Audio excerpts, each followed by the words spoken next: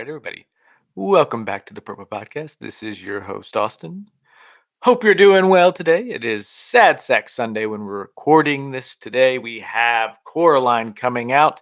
And actually, if you're listening to this, I think Halloween will have just came out. So if you haven't listened to either of those episodes, go back, check out Coraline, check out Halloween.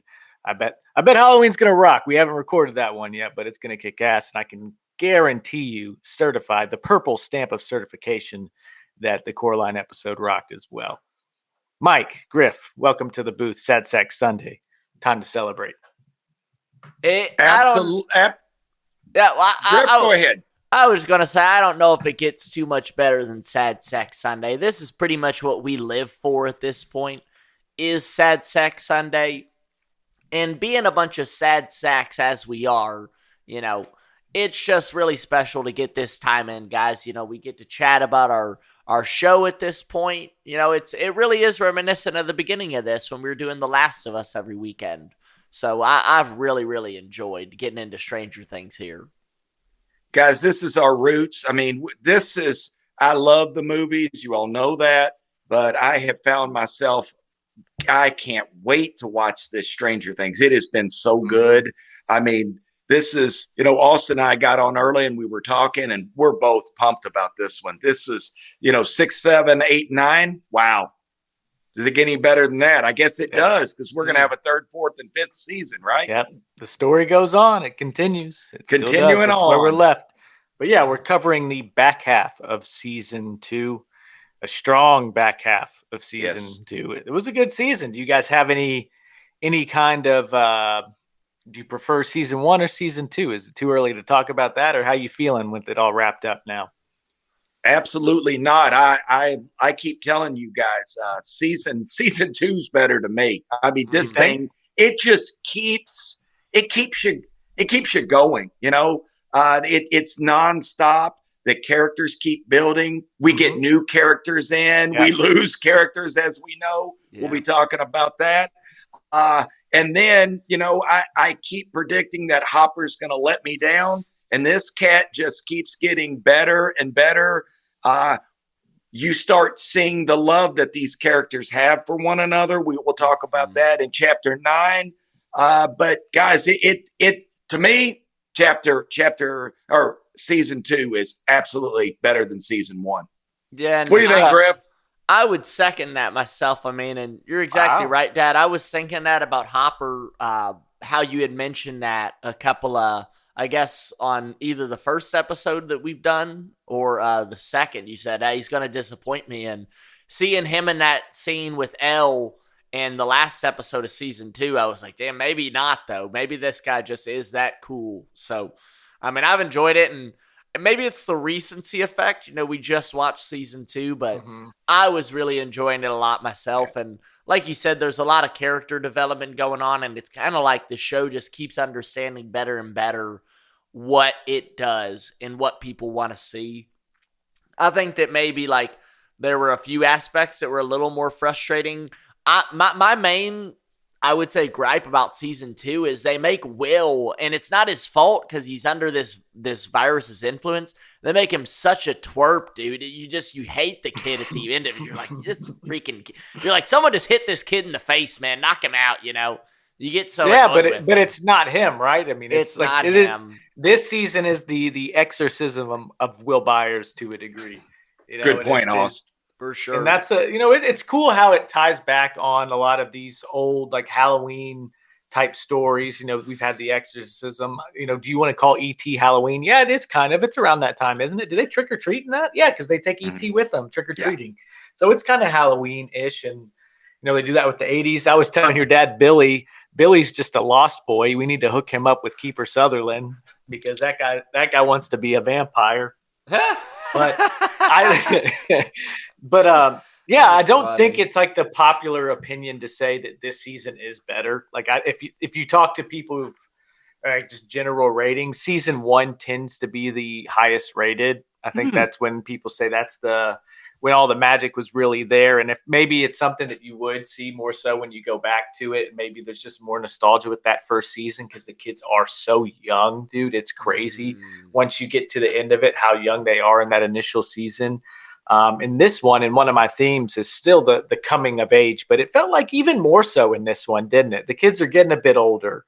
They're kind of maturing, they're at that dance. I guess that what's funny, but I feel like it's over a year in the future, but it's just still the snowball because at the end of season 1, Mike asks Elle to the snowball, but then I guess a year passes and that's next year's snowball that we end this season with. So they have aged, and that's only going to continue the coming of age tale. They'll continue to get older and older throughout this. But let's real quick. Was 1984, was that your graduating year of high school? Yes, it was. What was your snowball like? Any stories? No, not really. Did anyone jingle your bells? No one was jingling my bells in 1984. No, absolutely not. Not much to add there, guys. You're the virgin who lit the candle, huh? Possibly so. Yes, absolutely. Let's get into this, guys. Chapter 6. This is, what's it called, Austin? The Spy? Will's the Spy? This is one of the bigger ones in the second half for me here. We pick up right at the end of when Hopper has just been saved from the tunnels, the vines and all that, and they're burning it, and Will starts going into the panic. So we pick up immediately there in chapter 6. So we see that hive mentality in it, how it's kind of connecting with Will. And like you said, man, this sad sack, he's having a rough old go. I don't know if you said that, but Mike definitely said that. Will is one hell of a sad sack throughout this one. But also, this is when Steve and Dustin pick up. And this is a big development that begins in the season. And one of the best, I guess, kind of subplots to the season. Dustin himself tears it up this season. I thought we'll talk about that. We'll talk about that a little bit later. But the Steve and Dustin thing, and Steve then becoming this kind of like babysitter to all the kids, I thought was a really funny development and makes you like his character more and more. Like, where you guys at with Steve? That's another person that you were warming up on at the end of season 1, but now fully through an entire season 2, where Steve at on your radar? He's won some points back, right? Oh, yeah. Oh, Austin, no doubt. You all know what I thought of him. I mean, there's a whole reel me picking on old Steve. Yeah. I kind of liked it, man. He stood up for the kids with Billy. I mean, he went toe to toe with him. You got your ass kicked, but you put up a fight. That's what Dustin says. Yeah, man. I personally did not expect that. I expected him to kind of back down, and he didn't back down. We see him kind of mentoring old Dustin, later on, as you talked about. No, he's kind of growing on me a little bit. What do you think, Griff? Oh, for sure. I mean, that was another big thought I had, is that he really picks it up. And I mean, he's right there with them. He's ready to go to battle. He's got the bat with nails in it. I mean, I thought he was kind of a stud. I mean, and not even when they go down in the tunnel in that last episode, which they did, and he led the way and kept all those kids safe like he promised, which was awesome. Yep. Aside from that, I mean, earlier on, I just lost it. What he did something earlier on too, though, where he was. When they're in the junkyard, he walks out there and goes to take on the Demodogs, and then there ends up being a bunch of them. Yeah, he was the one in the bus, just keeping them safe too. So he was right there with them. He was in the line of fire repeatedly and kicking ass.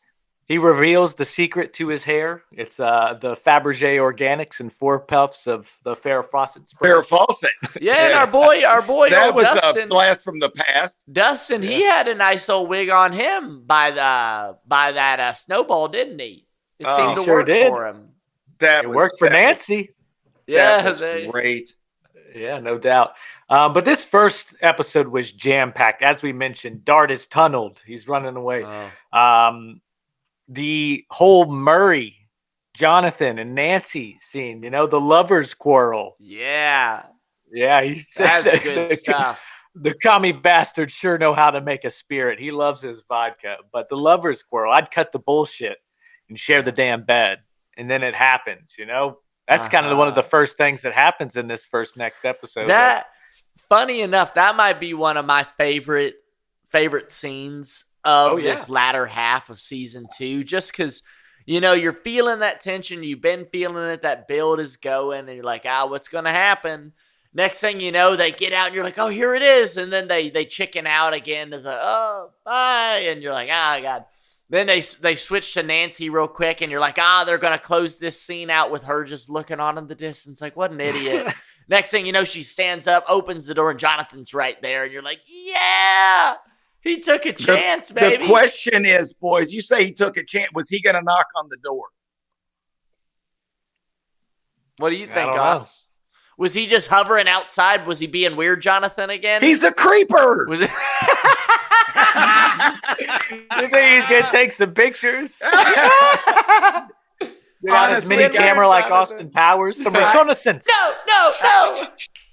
I think it was, I can stand all I can stand and I can't stand no more. I think he had to knock on that door, boys. He was going in. Like Squid's Paladors? Yes, it was great scene, you know, and I think what was great, and you guys said it, was Murray called this shit, you know, Murray called it. He saw right through it. Yeah. Oh, just that of chapter 6, I think that other than you know, again, poor Sack Will, the dude, I mean, if he hadn't on his back, he's staring out into space, his head's spinning.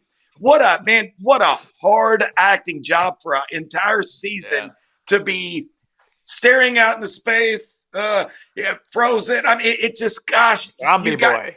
It's zombie boy. I mean, you got to give that kid as an actor. Yeah, when he started screaming at points, I was like, God, just hit him in his head. Steve, take that bat and finish him. You know, you want to finish him. You know, they're talking about heating him up there later. God, even his mom was done with him. She was heating those ears. She was pulling him up. Joyce was full like, throttle, like, rip him. Asshole. Oh, man. Oh, God. Oh, and, you know, a poor cool cat. scene, I want to say this, is, you know, we talked about Dustin and Steve, was when you see Dart and that head folds open and he's like, oh my God. The look on his face is like, oh, I know what this thing is. And he has to tell Steve that, hey, I just put this, you know, I put what I thought was my pet. I had to put him in the cellar down there, you know. Yeah. And Steve's like, I'm pretty damn cool as Steve. Again, you know, we talked about he's starting to come on. You're starting to kind of go, yeah, I kind of like this dude. What about the babysitter? He goes down there in the cellar and he's going to take it on. What about our last scene with Dart as well? What'd y'all think of that? Great. Yeah. It's good stuff, man. He just wanted some nougat. Oh, Dustin had him. I'm sorry about locking you in. That wasn't cool, man. Yeah. I thought that was great. And they show at the end, too, when, you know, Dart does bite it because the gate is closed, that he didn't join with the team. He wasn't doing the ambush. He just hanging back? He stayed where he was, just chowing on some musketeers. I guess so, man. And speaking of the ambush, like, we didn't even talk about Elle and kind of the whirlwind that she undergoes. I mean, you know, I might have to revoke my statement about the scene with Jonathan and Nancy being my favorite. I mean, when Elle shows up at the house and you see Mike, you know, finally catch a glimpse of her. God, how cool was that, man? I mean, she shows up, everyone's in there, and she's the one who saves the day and gets rid of that damn Demogorgon. I mean, that was awesome, man. And I'll say it, I'll ask you now, are those dogs, those would eventually turn into Demogorgons, right? Or is it a different thing? I think they're a variation of some sort. I think they're supposed to be some kind of different enemy. Of sorts, gotcha. I think. I kind of thought that was the natural progression as they would become Demogorgons. Well, I had heard something about they said they were going to get bigger and bigger. That's why maybe so. Maybe they. I have no idea. But that was demi dogs. How damn cool was that though when Elle showed up? When Elle saved the day and that damn Demodog flew through the door. And you're like, you just hear the noises outside that they're about to get you knew at that point there was only one that could have done that. You Of knew that. course. Sure. Well, you knew the damage that those dogs could do as well, because at the end of episode 6 here, that's when Will does the whole little trap. He's the spy. That was a nice little turn on its head. Oh, that Mike yeah. starts realizing this, and he's like, he made me do it. So all these guys go out there to that, I guess the coinciding point, like the Grand Central Station of the tunnels, and all the dogs just wipe them out. And you think that's what is about to happen to our guys back at the Byers house. But in that first episode 2 of the kind of back half here, Dr. Owens kind of cements himself as a good guy. Yeah. When they're like, no, you didn't care for him, and now you do. Yeah. Well, you just didn't know yet. Yeah, you I just don't think you really. Yeah, what his probably play was. Tell where he was.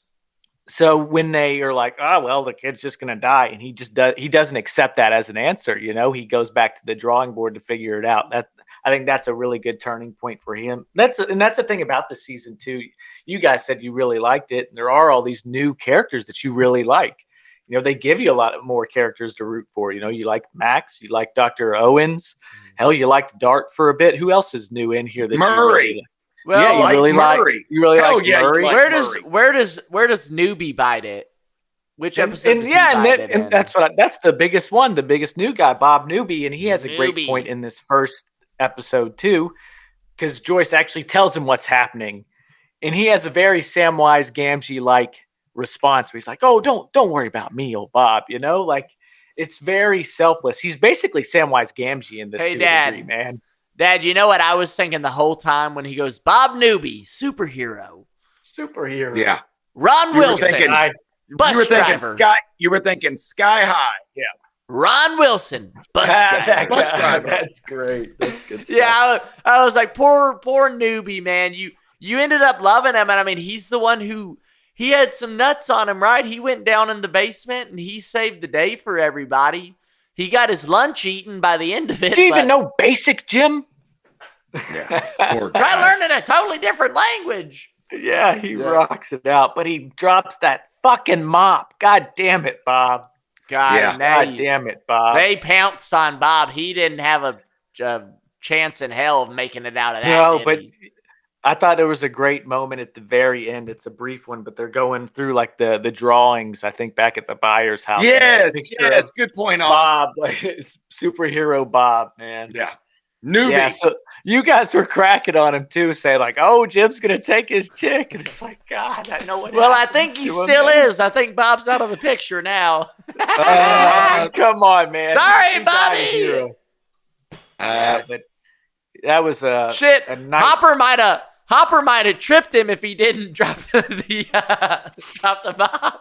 Yeah, maybe Hopper would have tripped him anyways and said, "Get out of here, Bob. You did your job. We're done with you." Hopper was the one who finally pulled him back and didn't try to save him. He was a goner, but he was gone anyways. Yeah, let's talk about chapter 7, guys. The Lost Sister. How do we feel about this episode? This was a little quirky to me, guys. And I was trying to figure out where all this, kind of stood. But, I think this brings out more of Elle's powers, and she wasn't utilizing everything she had. I mean, are we kind of in agreement there that this, what was her name? Help me here. Kara? Kali. Yeah, Kali. Kind of brought it out in her. She seemed a little bit, she was a little bit more rough around the edges. And, the backstory on her, they had mistreated her as well. So she had a lot of anger built up in her, and a lot of revenge factor. For sure. I mean, I think the whole element of Elle having a sister, quote unquote, I think the element of there being others was perfectly fine and made a lot of sense. I don't know if I was in love with Kali's crew. I thought that they were maybe a little bit like hammed up, and it was kind of cartoonish. It was a little cartoonish. It was really corny, and it just, when you think about, listen to this. Yeah. My kind of thought here is that whole episode is like, I want to fucking be back in Hawkins, man. Like this is not. I thought it was a waste. That's what I was getting at. But you can see also where, like, man, these shows could take shows in a direction and just really suck. Like, oh gosh, that kind of story arc has not been touched since, after this. Kali, so Kali didn't no callback to Kali at all. There's been no callback to Kali at all. And I don't know if that's a spoiler. I don't think that really matters too much, but it's like this probably didn't review very well, and people did not take to this episode very much. That's a good point you make, that it is cool to see that there's people out there, and there's still the people that were involved with it, bad guys out there. And you also get a little nugget where the guy says, no, he's alive, talking about Papa. So what does that mean? That's what I thought that might have been the biggest part of exposition, honestly, is maybe was Ray came out. Well, and said that, I think it was nice. I think it was nice that Elle does show mercy in that moment. I thought that was pretty powerful, actually, just, because it shows how she has access to all these powers. It shows her moving that bus or that train. It's a freaking train. Yeah. She moves that whole boxcar, and that's really cool. And you see her utilizing her powers, and Kali, of course, instructed her to say, hey, use what upsets you to bring out the highest of your powers, which I think that was cool. And again, when we see Elle show mercy on that guy and even stop Kali when she tries interfering and doing the job herself, I thought that was something of substance. But I wouldn't say that was my favorite detour at all. Hey, guys, I'll say this. Axel, the fucking Mohawk asshole. Oh my! Those guys again, and I'm not. I guess I am trying to be funny, but we go back to the characters from Hocus Pocus in that one, and you've got the Dodo and Ice. It's like this is so corny. It's so goofy. What's funny is I didn't care for that. Did you see that? That Funshine guy, the really jacked guy? That dude, if I'm not mistaken, is a old bodybuilder named Kai Green. I recognized him. He was like a really famous bodybuilder, did really well. So that's kind of interesting. But no, I didn't love that. I didn't love that. Well, here's what I loved about it. Again, the music. Again, I love the music in it. We get to hear Bon Jovi, Runaway. That kicked ass. And I watched this show where I watched the movie The Runaways. And they had Dead End Justice. I got to hear that song. I'm like, that's pretty cool. So again, I love the 80s theme of this show. Steve, again, the members only jacket. I know you guys don't probably know that, but he's wearing a members only. He's got the Nike Cortez's shoes. God, I just love that stuff, guys. So that kind of reels me in. Again, I talk about the cars. I just have love for the cars in this. So it's this one. It's kind of like this was like a waste to me.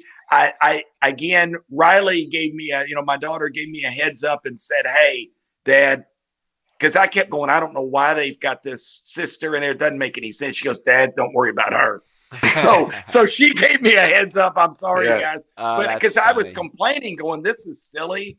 I don't really get it, other than she kind of coached Elle as to how strong she really is. She was Elle's Yoda for a second. Yes. Yoda. Yes. Well, hey, Dad, Fortress of Solitude. I really love hearing your take on the 80s representation, Dad. I have two questions for you, and I want you to run with it a little bit if you'd like. For one, how tightened up were you when Max is driving Billy's car and runs it into that mailbox or whatever? Were you just like, oh, I just know how you are? Griffin, from long story, but if you hit a mailbox like that, it doesn't just have a little ding on your car. Been there and done that one. So it leaves a big mess on your car. The other part was when she went around the turn in that Camaro, that car doesn't handle that well. So that car would have spun out. It would have been really ugly. I do like the sounds. I think they do there's a pretty good representation of the sounds of those cars. So kind of cool. I love the Farrah Fawcett reference to Dustin's hair. I just, add that to it. That was really cool.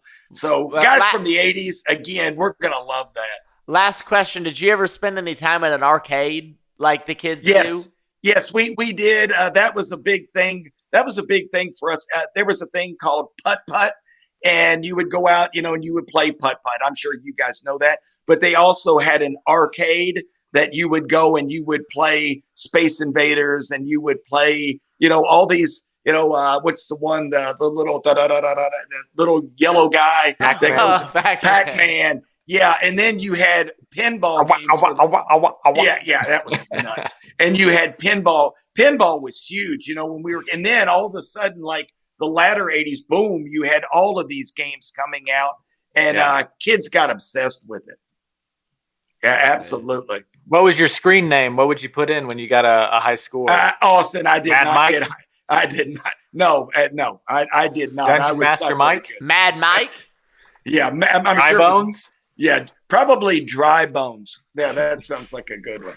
All right, Chapter 8, the Mind Flayer. Oh, this is a good one. So this is actually when the Demodogs break through, and there's that siege on the they're coming up the wall. Yeah, which is a crazy tense episode. And this is when Bob Newby puts on the cape and saves the day. Goes down with his basic skills, leaves the gun, of course. Oh god, drops the mop.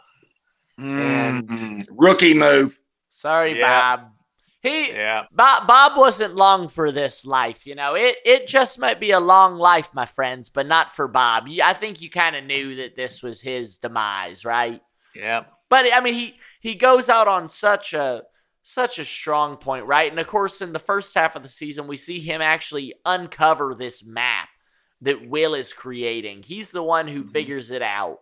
He's the one who sets them on the right course. He really does. And no doubt. He's the one who makes sure that they're able to get out of the lab too. So, you gotta give your flowers to Bob Newby, man. Maybe would you guys say that he's a little bit underappreciated, or you might have a better reference point than us, Austin? Is he actually a kind of beloved character? Do you have any? Okay. Oh yeah. I mean, man, for a show that has incredibly dangerous instances, not a lot of your main characters get killed. You get your pawns on the side that are getting killed in the ambushes, the no names, but we've lost Barb, we've lost, Benny, who really wasn't much of a big character. Oh, yeah. And then now we've lost Bob. Was there anyone else that we lost aside from Dart this season? So he's just one of the big guys, and Bob was so likable and so lovable, of course. Yeah, he's had his memorial. They're going to put a statue of old Bob up down the road. I got a superhero Bob. I got a question. Are we about to lose Mr. Wheeler? Because I think we saw Miss Wheeler kind of fancying our guy Billy. Is Mr. Wheeler about to step out of that picture? Griffin, Austin, and I talked about but before you got on, Austin and I were mentioning this, and I said, I think old Mrs. Wheeler was a little turned out. She looked like she was a little hot to trot. Yeah, talk about timing. She was reading her right out of the bath. Well, and I'll say, listening to her Barbara Streisand, The Way We Were. I mean, she was. Jets going, Hey, Billy stepped into that moment and he was game time. He wasted no time figuring out his little moves. That's a vampire. He didn't come in the door. That cat. What was funny is, guys, he had the buttons buttoned way. He had him unbuttoned all the way down. He was trying to show that chest, wasn't he? Well, his dad is just humiliated and clowned the hell out of him. That was a terrifying scene. I was about to say, do we get a little bit more sympathy for Billy based off of that moment? I think you saw a moment of vulnerability for sure. Well, this guy's only 17. You got to think he's not actually probably 32, what the actor probably is, but he's probably a 17-year-old kid. So yeah, man, it was intense. You get to see why he is the way he is. We've had questions to it all season. I'm sure why is this guy such an asshat? And this is why. My Kreskin moment. How about this? My Kreskin moment, because the whole time I was kind of like, man, would that dad really be intimidating that kid? I think old Billy might whoop his dad's ass. What do you think? Do you think he's going to go for it? I think Billy might whoop his dad's ass. I'm sure. Is this safe to say? I guess his name was Neil, the father.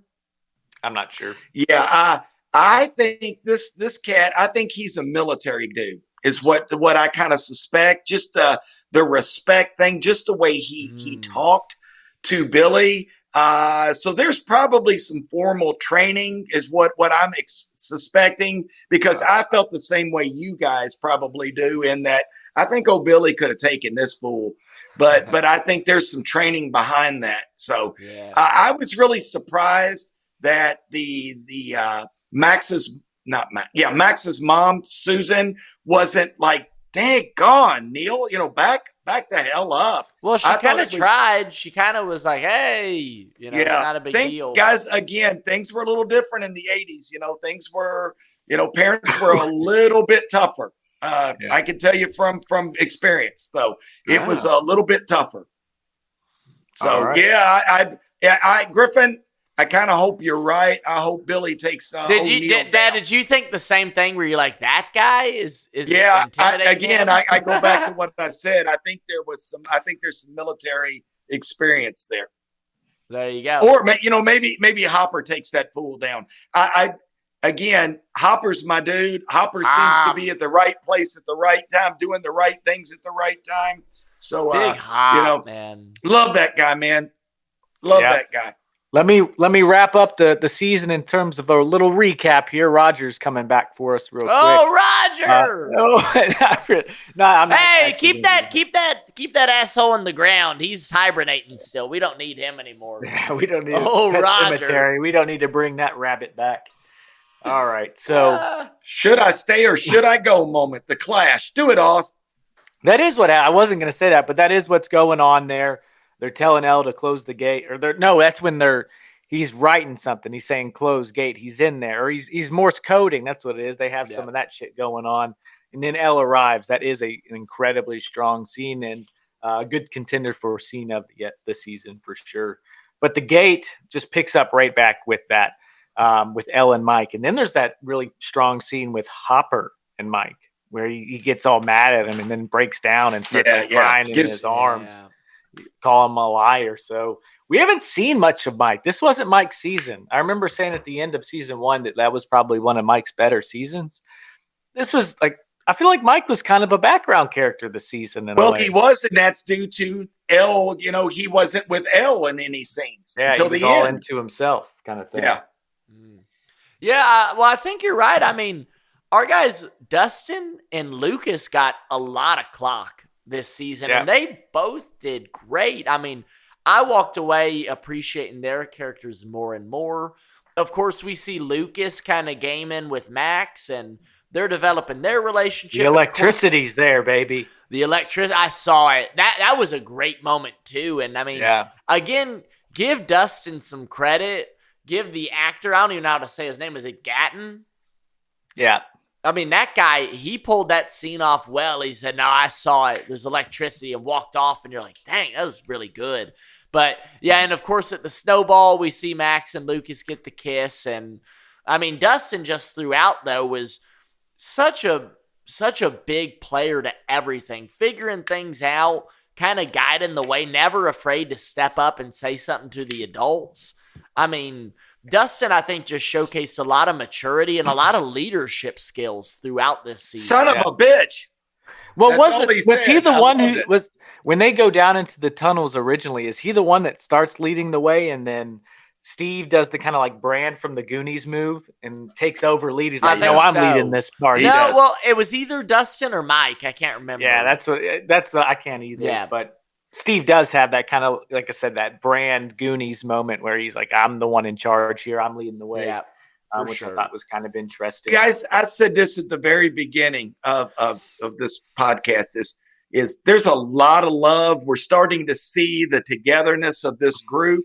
Austin talked about the core actors. We're starting to see how much they care for one another. We're starting to see at every age group too. It overlaps. Like maybe in the first season, it was more siloed to their individual groups, but it's becoming more and more so that they're all together against this common evil, which I think is a really fun and like dynamic part of this just whole series. There's a family friend kind of heartbeat to it. You see Nancy do what she does for Dustin. And I mean, that he's the cutest thing ever, guys.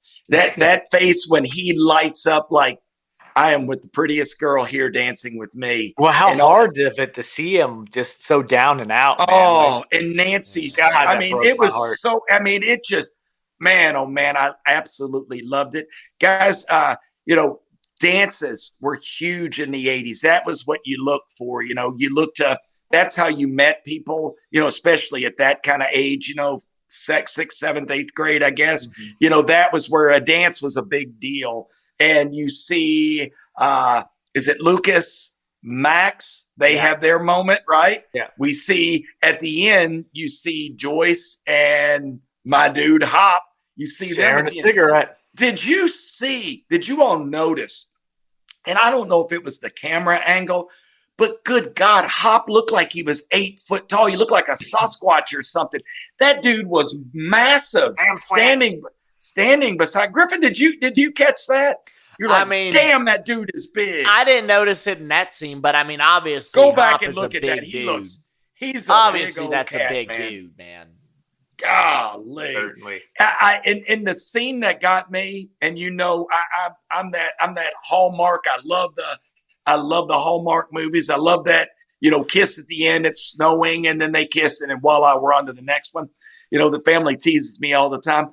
But when Elle reaches over and she reaches for Hop's hand, man, that tore me up. I loved it, man. Yeah. I loved it. You could just see, as a dad, you can see her going, hey, you've been an ass to me. I don't want to talk to you. I'm going to scoot a couch and hit you. But now I need you there. I love you, And Hop was eating it up. Yeah, well, I guess he had never told her about his other daughter, which was weird. Crazy. Good point, Oz.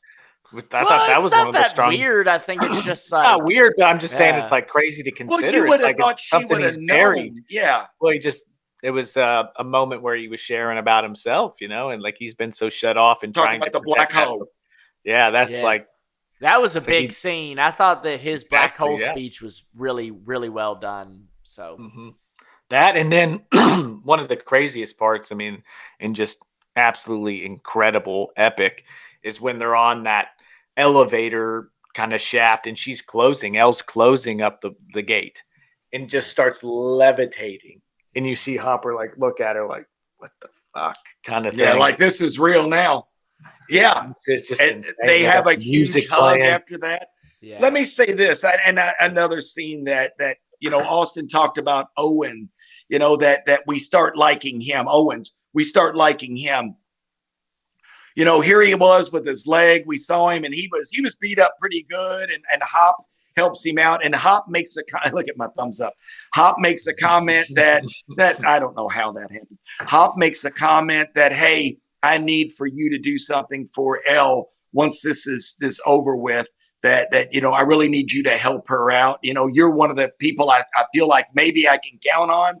Yeah. And then Owens comes through with that certificate of birth for Elle. And man, and I went, there we go. Yeah. There we go. And you just, man, oh man, it was such a feel good moment.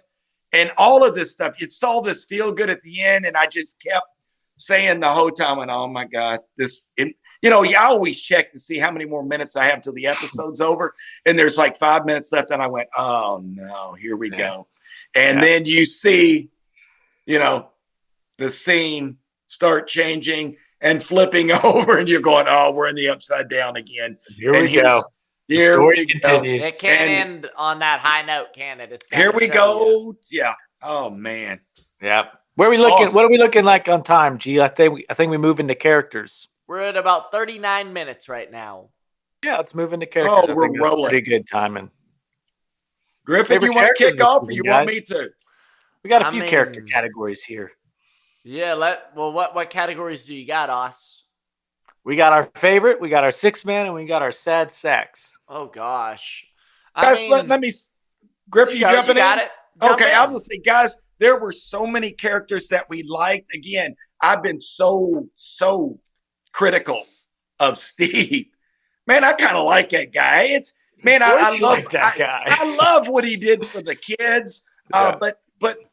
But more than that, I love how he's kind of saying, Nancy, I'm not a great boyfriend. This guy really does care for you. You ought to be with that guy. Or I felt like he was.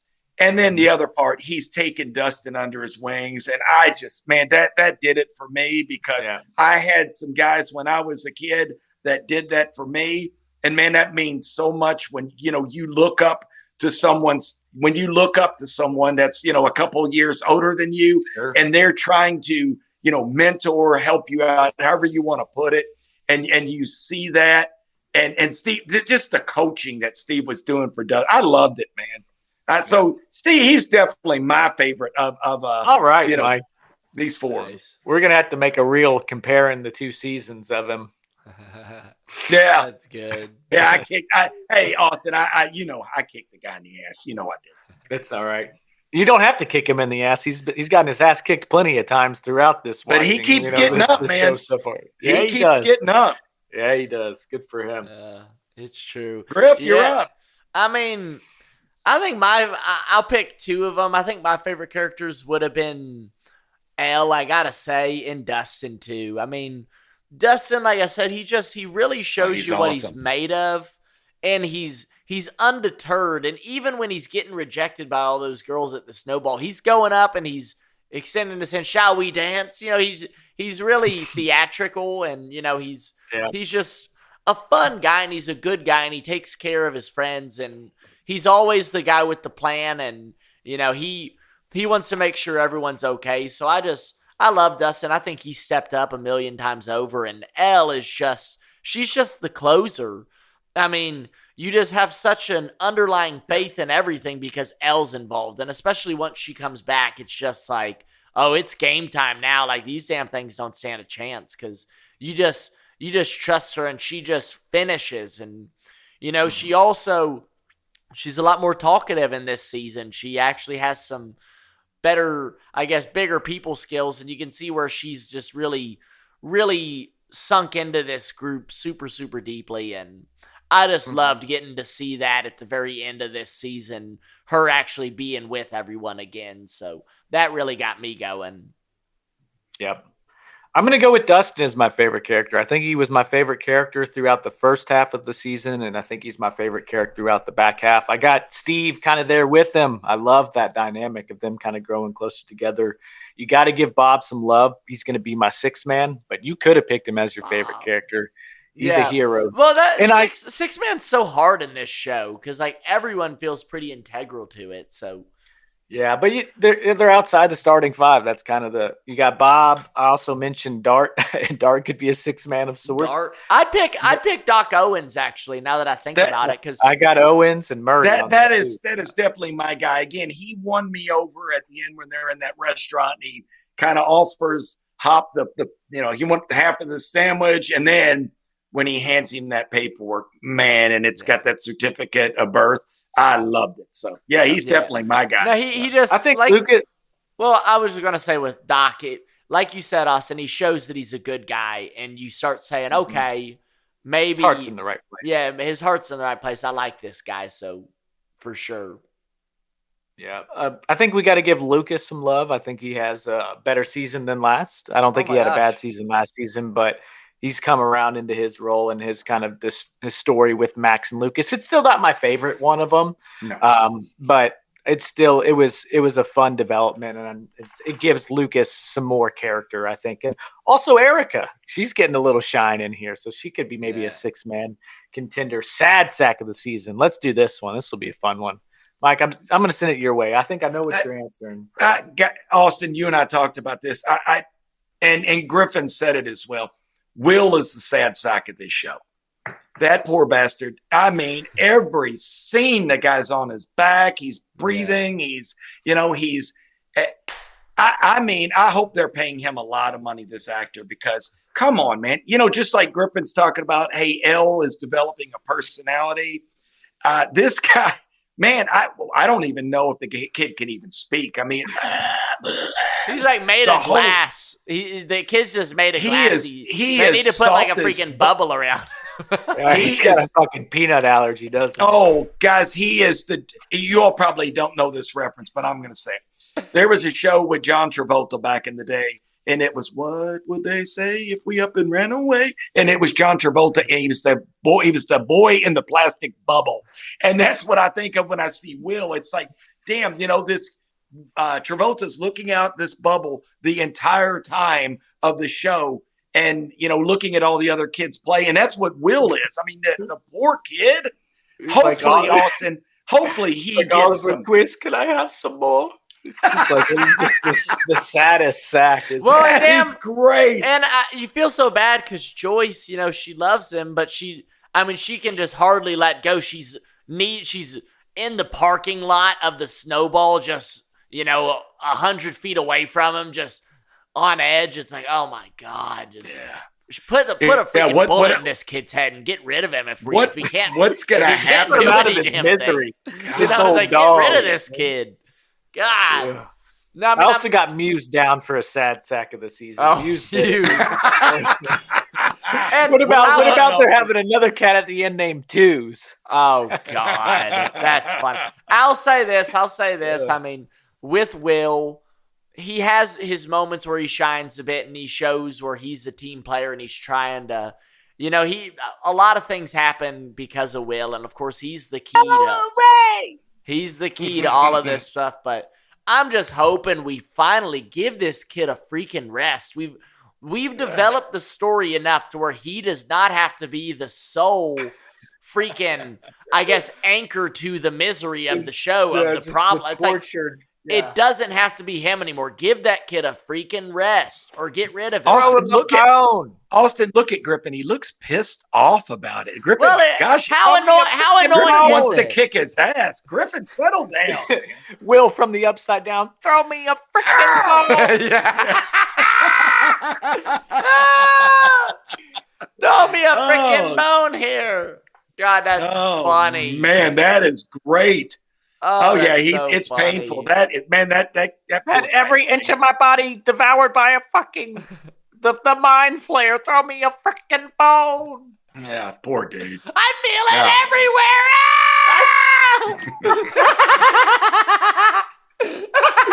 Oh God, that's good. Man, I mean, guys, give the kid credit. Give that actor credit. I mean, think about that. For an entire season, you're on your back or you're staring out into space. Not many words said. I mean, that's some pretty. We call that acting, guys. I mean, he's done a really, really good job because look at us all. The three of us, we want to beat the hell out of him. We really do. It's painful. Themes and things. Well, I do want to say, lastly, we don't get a whole lot from Jonathan this season, do we? What do you guys say? No. Well, I mean, he gets the girl, but I was going to say Nancy did. We don't get to see him run much, if at all. I don't know if we get that. We don't want to see him run.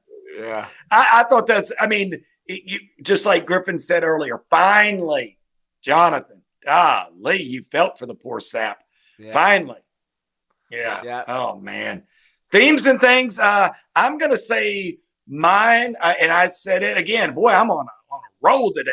Lots of love. I mean, you see this come togetherness, the family, and it's the entire family. And it's Hop, it's Joyce, it's I don't know about Miss Wheeler, but you just see it. Yeah. They're coming together, and you see all of this. The gang's all here, and there's lots of love. And you're starting to see they're getting their life. It feels like, hey, we're getting our life back together. Hop, no one's happier than he is. He's got his little girl or, another little girl back that he feels like, hey, I can show some love and I've got something to live for. Well, he's had a breakthrough this season too, because no doubt. All he was trying to do was protect. And by the end, he's trying to figure out how to make it work to let her have some kind of a life, because he was just imprisoning Elle. That's kind of a big theme of it, and why she runs away while we cue Bon Jovi and she, goes to goddamn Chicago with those nutsacks. For sure. I mean, Dad, I think you hit it right on the head, because you're right. It's like you're seeing these relationships get deeper. There's a lot more trust, a lot more is at stake, I would say now. everything's a little more deeply rooted, and we're seeing how this whole community of Hawkins is kind of having to come together at this point to hold it together. And, this whole group, I think, is, they're at the center of all of it, of course. But I think you're exactly right. I mean, I think you could have a theme of like amping it up. Things are getting amped up, and you already know that season 3 is going to be even deeper, probably even crazier. So, I think you're seeing that intensity rise. Other themes, I mean, maybe to be a little more simple, you see, we could talk about Damn Nougat. We could talk about the arcade. I think the arcade's a big scene. Kind of the 80s swag, right? And I think you get a whole lot of that from Billy, kind of that very typical jock versus kind of that high school drama 80s thing is going on too, right? Between Billy and Steve. So that's a big thing. I don't know. I think the biggest theme, like you said, Dad, is really that togetherness of everybody. You're just feeling it more and more. Yeah. One thing that I could note here is like there's not a lot of like other collateral damage around Hawkins. It doesn't seem like anyone else is really in the know about what's going on, but you would think there would be a lot more involvement from other people. You don't hear about other people just getting mauled on the streets. Like it's only our group. How far away is the lab? That's a good point. Not too far because they walk to it. Yeah, but guys, I think with what Murray did, sending that out to all the papers, I think there more people are in the know. Talked about that. That's a I mean, point. There's a lot. Barb's family gets closure, which is nice. Yeah. I mean, well, they have an idea of what. But it is still a lie, right? But she's not coming back. But she's not coming back. Austin said it. It's closure, guys. I want to recant my sad sack. Okay, go for it. Mr. Wheeler is the sad sack. I think he's getting ready to have his squirrel taken. I really do. Does he deserve it though? Does he deserve it? There's so many. It's like so many sitcoms that you see where the dad just sits in his chair. He's this lazy bones. He reminds me, that neck. I can't do it like Austin can, but the Coraline, that neck on that guy. That's who he reminds me of. It's like, God, you're so worthless. You got. She's kind of hot. Let's face it, guys. Kind of. I think she's kind of hot. Yeah. I think that's an understatement. Mike's only. What would you be saying in the bullpen? We're not on camera right now. What would you be saying about Mrs. Wheeler? The bullpen chat. Hey, she's hot, guys. I've got to agree. Mrs. Wheeler's got it going on, and old Ted, man. Wheeler is he definitely outpunted his coverage. Come on. Yeah, it seems like Ted doesn't know how to handle all that, and he's not stepping up to the plate. Our boy Billy just might get on in there. Nancy's mom. He might steal home if we're talking about, or I guess I pulled out a different sport, but he might steal for home, I think. Billy might creep in there a little bit. I think he may creep in there, yeah. He's daring. He's going to test the waters. He'll test them. My themes and things, I got exorcism as one. I got story continues, as always. Yeah. I guess not always by the end of it all, but until then, coming of age. And I'm going to go with my number one being, you don't mess around with Jim. How about that? Good Don't mess with Jim, baby. Don't mess with him. Heck yeah. Got that in, didn't he? Yes, I did. Well, boys, does this officially mean we can start watching season 3? That means we cue it. Put it on. Hey! Season 3 begin. A fun one. I'm excited for it. When I first watched these through, season 2 was actually like lower on my list for some reason. I don't think I saw it at a good time, and it was just that's good for us. One of those happenstance seasons. But season 3 is really fun. Some new developments, and they keep that 80s theme alive. They just introduce different things about the 80s with each season in a way, and we're gonna have some fun with it. Looking forward to it, guys. Nice. What are your thoughts on the next seasons? What are your thoughts on this season? And we'll get on out of here. Austin, season 2, it kicked ass. I loved it. Griffin talked about, his favorite character was Elle. Absolutely, she is. I mean, she's one, love the character. She's a dynamite actress. I just think she's great. I just think she's great. She was the casting of this show. I've said this a million times, is perfect. I love that little Dustin. I think he's the cutest little fella. Mm-hmm. I like Nancy said, when Nancy says to him, of all my brother's friends, you're my favorite. That look on that little boy's face, he lights up, and it's just sound like an old man here. It's darling, but it is. It's just darling. He's the cutest little thing. And when he says, and I have to throw this in because he loves to use this line.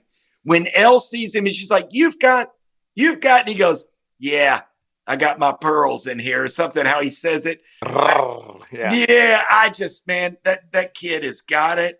I think big things for that actor. And I think he actually does do theater. So that makes sense that you said he was kind of theatrical in nature. He is. He is. That was a good call. Yeah.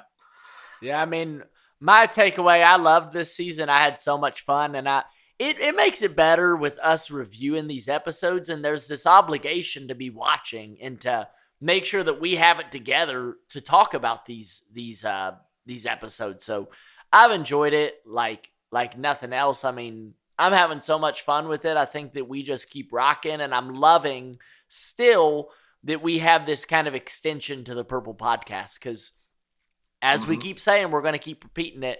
We're just getting deeper and deeper in, guys. We're loving it. We're having so much fun. It seems like we've been getting a little bit more of a response lately. Correct me if I'm wrong, Austin, but it kind of seems like more people are kind of taking to the show and listening, and we really appreciate that. We're doing our best to make this fun and engaging, so it all means the world to us. And Stranger Things, Austin, it's been a great addition. I swear, man. Yeah, it's been really fun. I've been really enjoying it. You really do just love all the characters. When you think of something like, I don't know how much you guys have watched like any of the Game of Thrones, or like even the spinoff House of Dragon particularly, it's like, dude, I don't really even like, I'm not like rooting for any of these characters. Like I hate them all. And that's kind of the point of that show, is there's supposed to be so much ambiguity in terms of who you like and people's motives and things like that. You're supposed to question it more. This one's just like good old, you love them all, you just love these characters. And I think that's a really great thing. And it's so fun. I love October time. I love just the stories in this era, in this kind of time of the season. And this is a perfect one for it. So like you said, man, it's great timing for it. It's also just a really fun show. It's great being able to be there with you guys as you experience it for the first time. But yeah, man, we'll keep it on rolling. We got, I guess Halloween just came out, so that's going. If you listened all the way through on this one, guys, thank you very much. We really do appreciate it always. If you're liking it, share it around, give us a like, give us a rating, do whatever you may so choose to do to help us out in the algorithm game. I don't understand it all, but I think those things help. So if you don't mind, much appreciated, guys. But other than that, thank you again. Love you. Have a good rest of your day, and we'll be talking soon. Bye-bye.